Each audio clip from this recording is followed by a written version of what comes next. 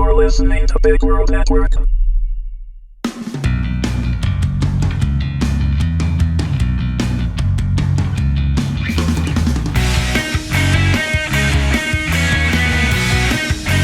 Just Kill Me, Season 5, Episode 5, Trevor Says Goodbye.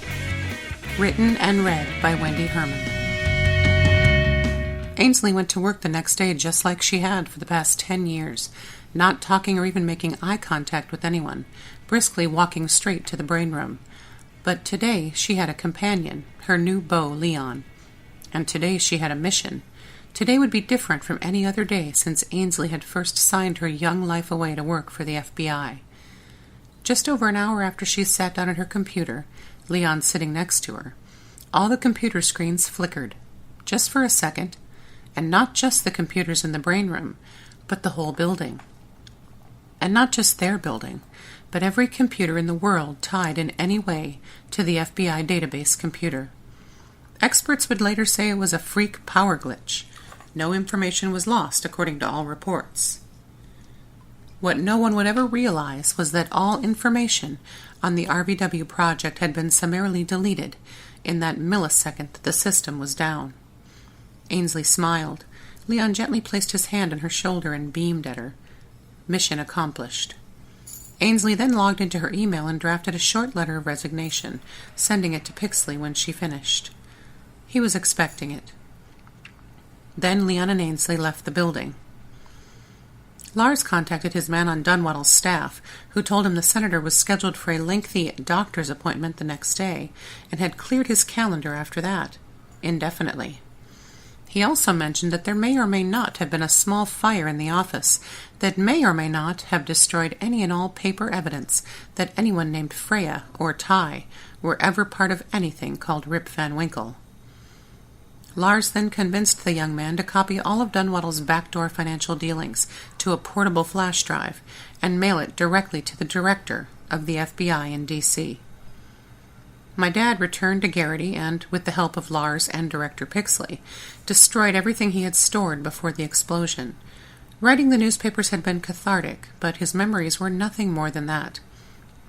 All those involved in any wrongdoing 20 years ago were either dead or no longer in the public eye, so the information was useless. I found out years later when my father passed that he'd made copies of everything and placed them in his own secret vault at our FBI headquarters. I immediately ran them through an industrial shredder, then burned them and used the remains as mulch in my garden. Trevor had gone to his office to get rid of any information he had about RVW, which he said wouldn't take long. He hadn't documented much. He hadn't needed to. He'd been there, and his memories were intact. He had asked Pixley to give him an immediate transfer, something far away. Ty and I both insisted that not only was that not necessary, but we really didn't want him to disappear from our lives, strange as it may sound. He just smiled and said it was what he wanted. Who were we to stand in his way? He promised to say a proper goodbye to the boys, and offered to pick them up from school and take them out for ice cream to do just that. The boys, I worried about them, and smiled as I thought of their sweet little faces. They would have to make the biggest adjustment of any of us. Ty and I waited. I hadn't felt that helpless since Rowan choked on the quarter. With Trevor picking up the boys, we had even more time to pace around the big house, trying to keep busy. We talked a little about how, when, and where to tell the boys that Ty was their real father, but we just couldn't come up with a plan that felt right. It was going to be difficult, and we weren't looking forward to it. I was rifling through the silverware drawer for a straw, because it was definitely time for a glass of almond chai, and came across something I hadn't expected. It was a small picture, a black and white of a lovely woman holding a small boy. It was the picture I'd taken from my dad's place. It seemed like an eternity ago when we had found him in Garrity and brought him home. I smiled at the picture, having no idea who the woman was. I flipped the picture over, and someone had written in ancient handwriting, Jerry and Aunt Lizzie, 1952. Jerry. It was my dad when he was a toddler, and his Aunt Lizzie. Lizzie. Then it hit me. She resembled a young Elizabeth Taylor, but that's not what made my heart stop. She was the woman.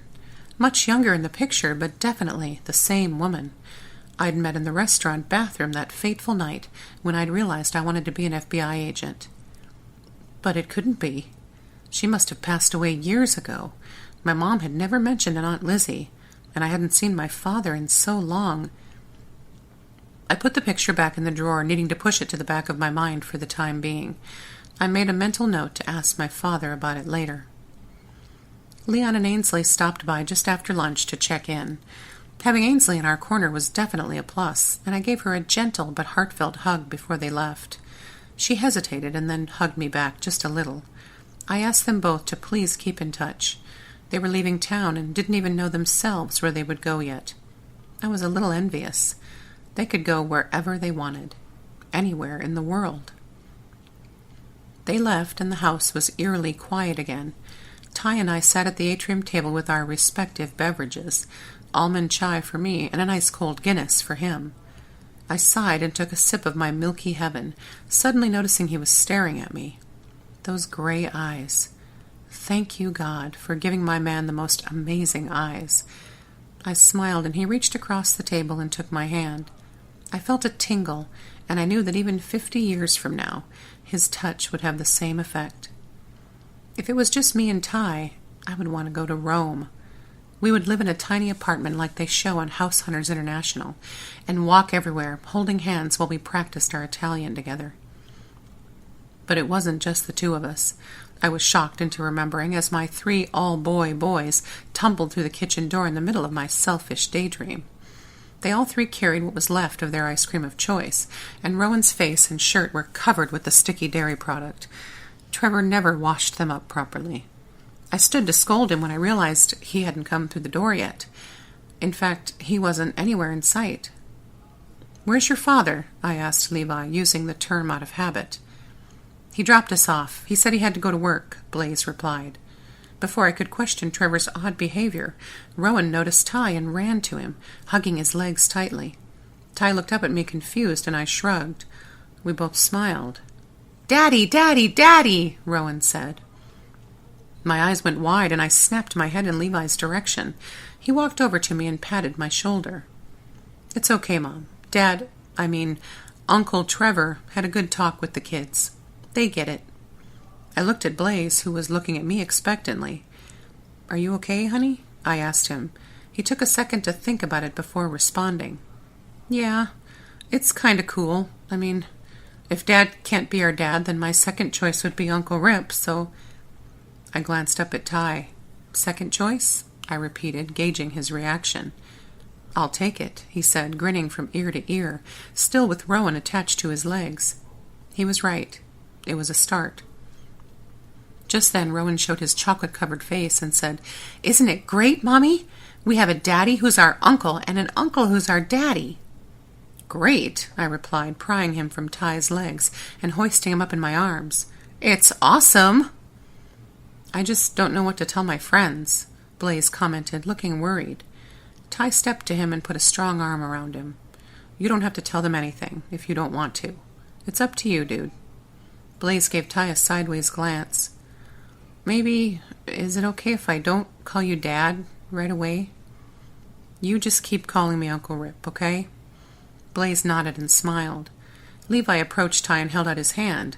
Ty looked at it for a second before giving it a firm shake. "So I guess this means you'll be moving in here now?" Levi asked him, very adult-like. "If that's all right with you, buddy. You plan on marrying my mom?" Ty suddenly choked on an invisible quarter. When he regained his composure, he laughed, looking at me for an answer. I cocked my head at him. He was on his own on this one. He cleared his throat. "Of course, that's my plan, if that's what your mom wants. Levi interrupted him. "You mean you haven't even asked her yet?" He was literally shocked, and it was hilarious. I just stood back, holding Rowan and kissing his sweet, soft cheek. Blaze decided he needed to contribute, so he stood next to Levi, arms folded across his chest, just like his older brother. They were a human blockade, and Ty was so flustered, I was afraid he was going to run out the door screaming, "Never mind!"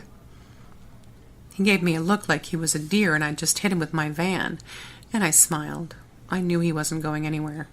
His face softened, and he looked around the boys at me and said, Freya, marry me." The boys both turned to me, arms still folded, waiting for my answer. Geez, now I knew how Ty felt. "Well, I think there might be some paperwork involved before I'm officially available, but," I said coyly. "Mom, you're ruining the moment," Blaze cut in dryly, as if he had any idea what the moment should feel like. I stifled a laugh and said very seriously, "I'm sorry, baby." I turned to Rowan in my arms and asked him, "What do you think? Should I marry him?" "Can he spend the night?" "Will you let me marry him if I let him have a sleepover?" "Yes!" "Then he can stay." "Yay!" my little man yelled and squirmed to get down. He ran over to Ty and grabbed his hand, pulling him toward the living room, yelling, "Mario Kart!" Ty gave me a pretend pleading look as he disappeared into the next room with the boys. I had resigned myself to the fact that I was now on my own, making Ty's famous pizza, so I turned the oven on and went about mixing up the crust. Just then my cell phone rang. It was Trevor. I thought about ignoring it, but something told me it might be a while before he called again, and I had some very important things to talk to him about. I picked it up and slid my finger across the screen. "Hello?" "Sorry I didn't stay. I had some things to do." "Uh-huh," I replied. "Did the boys tell you I talked to them?" "Uh-huh." I wanted him to hear the annoyance in my tone. "Are you mad?" he asked, knowing the answer. "Uh-huh," I said again, seriously screaming annoyed here. "Freya, I know I should have talked to you and Ty first, but yes, you should have," I cut him off. "I created this mess. I just wanted to clean it up. Without your help." I paused for a second. He was telling the truth, and I didn't know how to respond at first. "Trevor, how did you do it? How did you keep up the charade so long?" "What do you mean?" "I mean, didn't you ever want your own life? With someone who loved you for real?" "I loved our life, Freya. It was real to me. And that makes it so much worse. I was your holographic wife that you could come to when you needed something, but that you didn't owe any real commitment to. Freya, I never cheated on you. That's my point. Why didn't you?" Now it was his turn to pause. I heard him take a deep breath. "I guess I talked myself into believing you really loved me. I never wanted anyone else, because I had the only woman I'd ever loved." "Trevor, it's okay, Freya. I know you and Rip are meant to be together. I've always known. I started to tell Levi, I think, to keep myself in check. The last thing I wanted to do was betray my best friend. But I had started to believe it was all real, and I was so happy. I knew I had to confide in someone who wouldn't judge me for it." "So you confided in a child?" "He's an old soul, Freya, you know that. I knew I could trust him not to tell you or his brothers, and I knew he'd remind me ever so often that I was just a fill-in." "He is pretty amazing." "Were you really so unhappy all these years?" he had the nerve to ask. "Of course not. Thanks to you, I was programmed to be blissfully, naively happy." "Now, just a minute. I only put the idea in your head that you loved me. I never programmed you to be happy. I hoped that would come naturally." "What are you talking about? You didn't hardwire fake happiness into my brain?" "Of course not. That would be impossible. It was a miracle that what I did put in there worked at all. I mean, your brain could have rejected the idea of loving me based on the memories I left you of Rip, but it didn't," I finished for him. "I guess not." "Why not?" I wondered aloud. "Maybe you really do love me instead of Rip," he teased. "Well, if the young Ty was telling the truth, then I must have loved you on some level, at least as a good friend."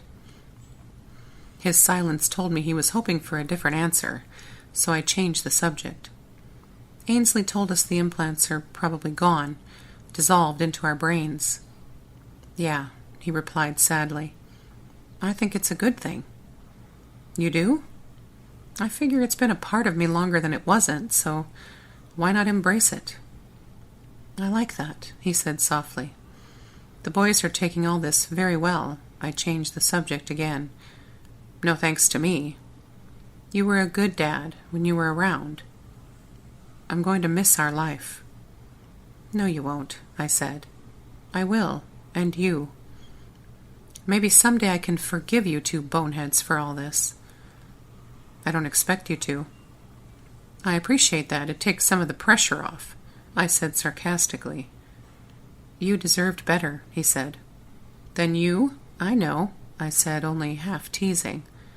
Then all of this, he remarked. I know that too.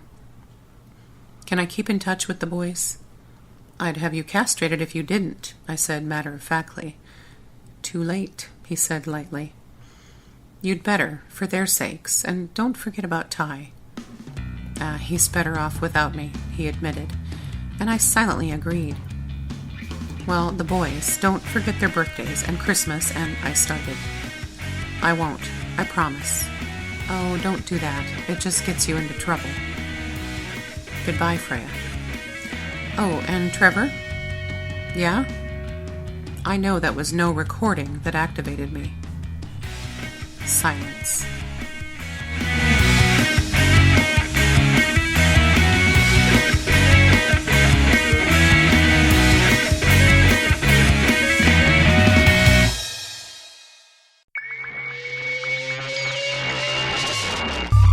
You're listening to Big World Network.